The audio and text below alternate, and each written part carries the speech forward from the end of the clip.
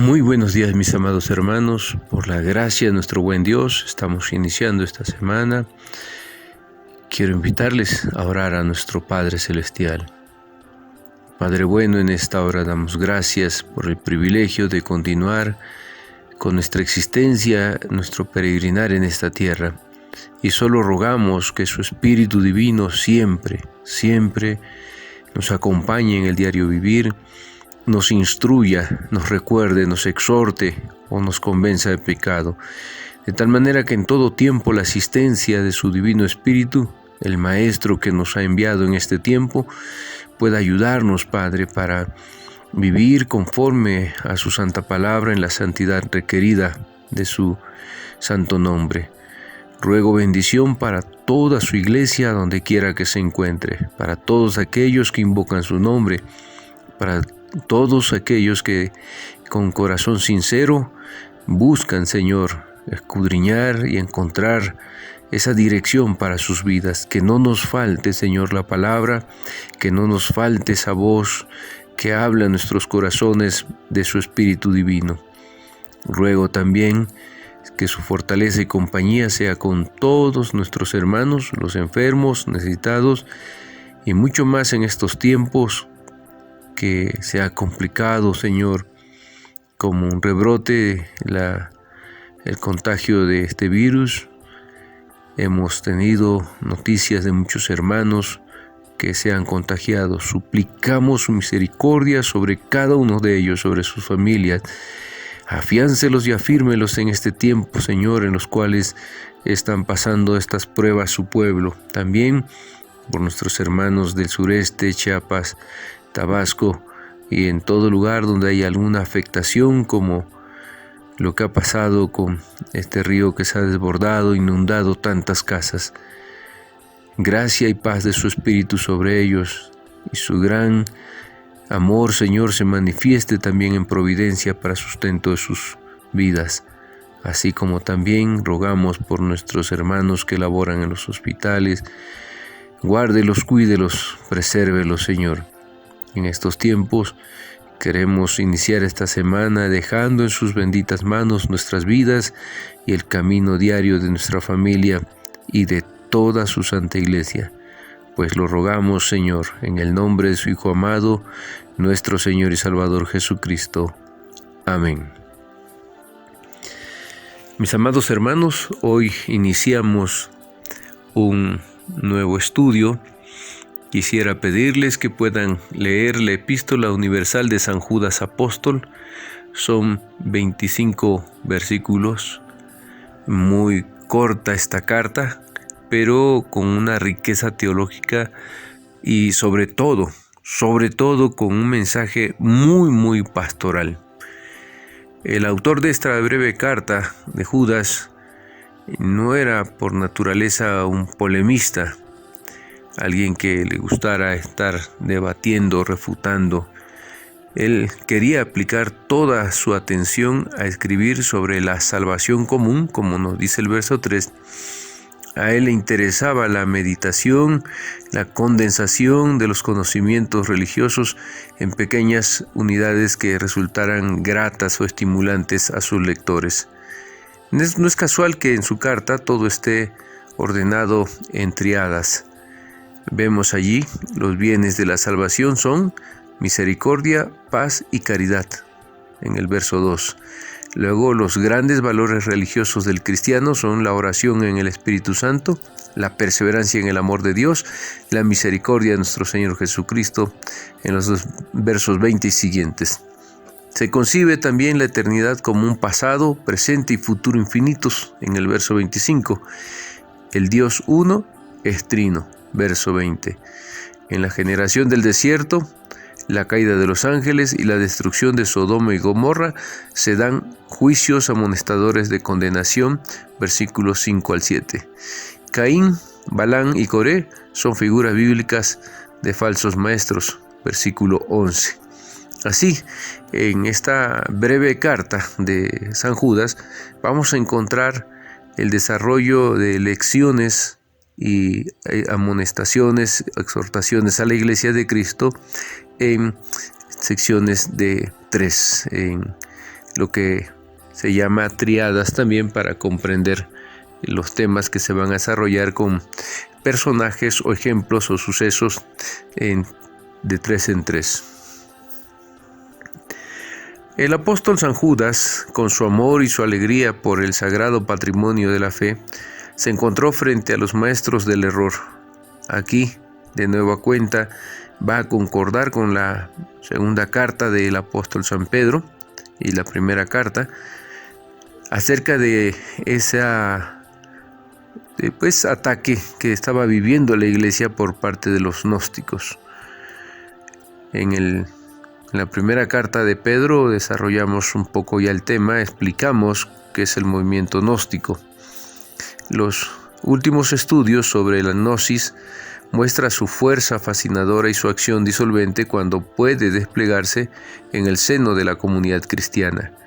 No en vano el Evangelio de Juan, la carta de Pedro, esta carta de Judas, nos demuestran por el contexto de estas cartas que el gnosticismo como filosofía griega había infiltrado ya muchas iglesias, las primeras comunidades cristianas, y era necesario escribirles y exhortarles a que se cuidaran de esa falsa enseñanza.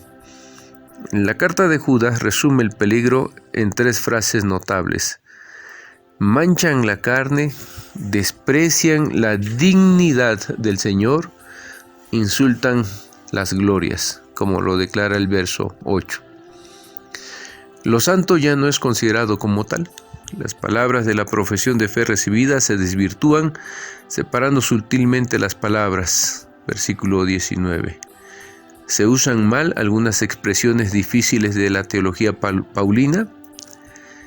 Versículo 19, y esto concuerda perfectamente con lo que acabamos de cerrar en la última carta, de la segunda carta del apóstol San Pedro, en el capítulo 3, verso 16, donde Pedro mismo cita que estos falsos maestros tuercen las escrituras porque malinterpretan algunos escritos de Pablo, como vimos también en su momento, que no eran tan fáciles de entender. También se pone en ridículo a los creyentes sencillos. Son escarnecedores, como nos dice el verso 18. En los contrarios, había junto con la falsedad de su doctrina un extravío de las costumbres. Estos hombres decían: todo está permitido.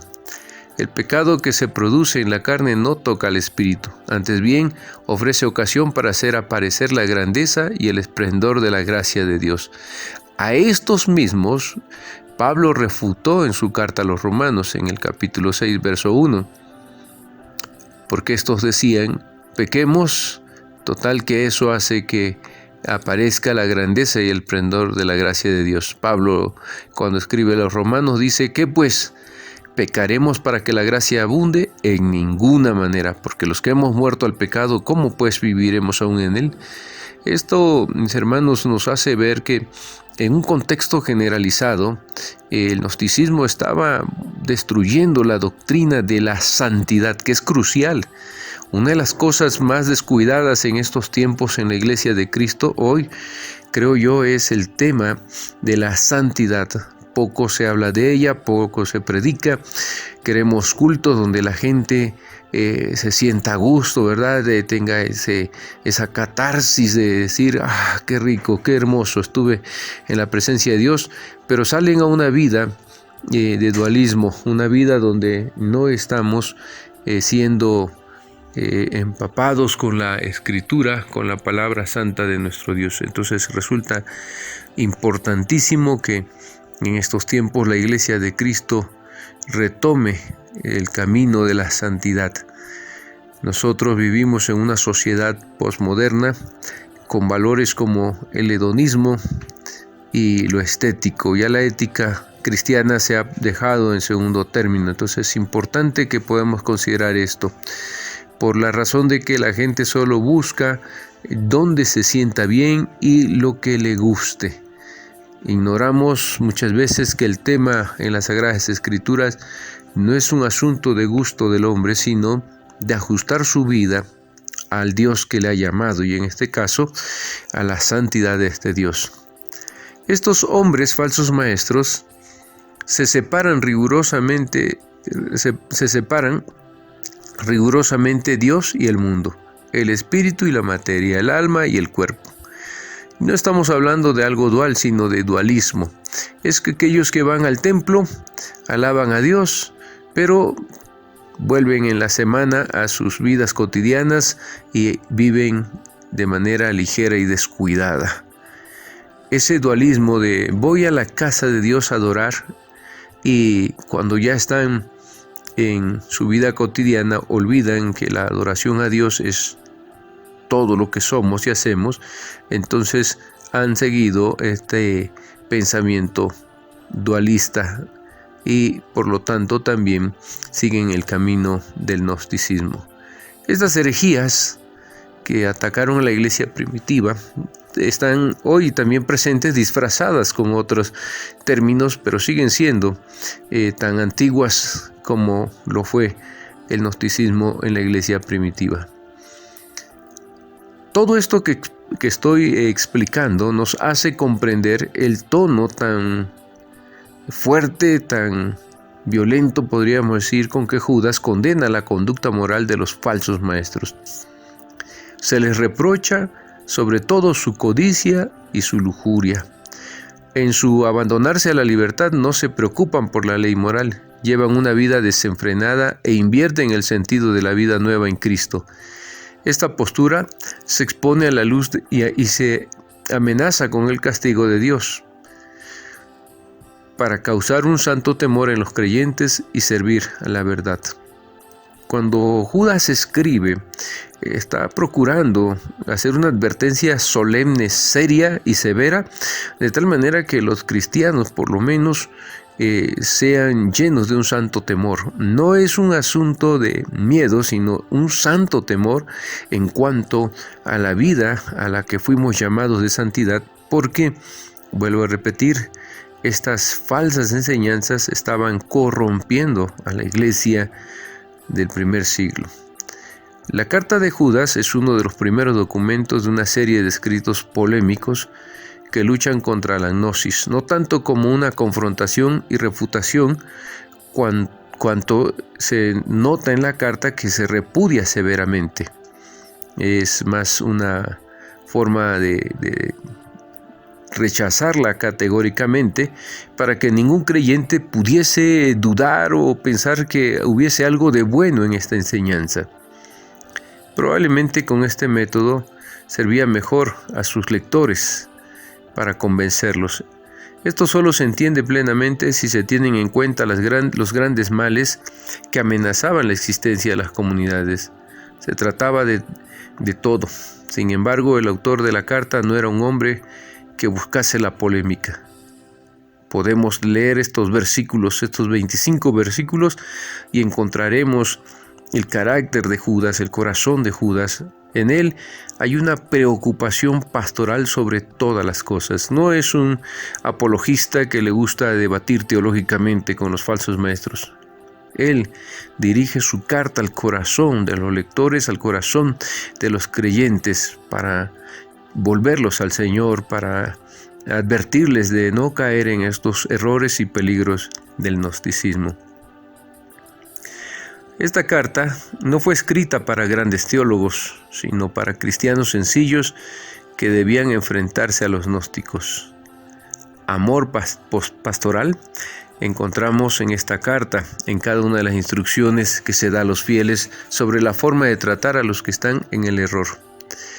No se abandona ni siquiera a los inaccesibles, también para ellos se pide amor pastoral. Eso lo podemos ver en los últimos versículos 22 hasta el final. Aún para ellos, el apóstol Judas dice que debemos tener un amor, y aquí somos confrontados también con esta última parte. Estoy haciendo una síntesis, una introducción a lo que va a ser esta hermosa carta que vamos a estudiar con la profundidad que tiene. La gnosis destruye la profesión de fe de la iglesia.